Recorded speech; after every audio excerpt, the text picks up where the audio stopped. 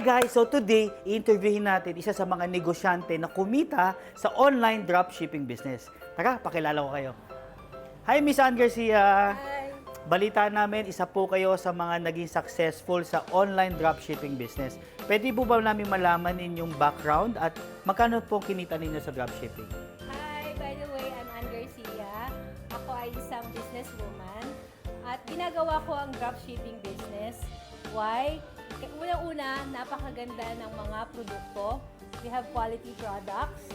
And ang kinita ko na sa dropshipping business ay 433,800. Wow!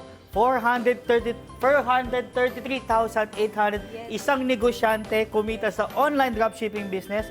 Sigurado ko kung ikaw negosyante dyan, ikaw na ang next. Congratulations! Palakpakan naman natin si Miss Ann Garcia. At sigurado ko, kapatid, ikaw na. Thank you, ma'am. Salamat po. Thank you very much.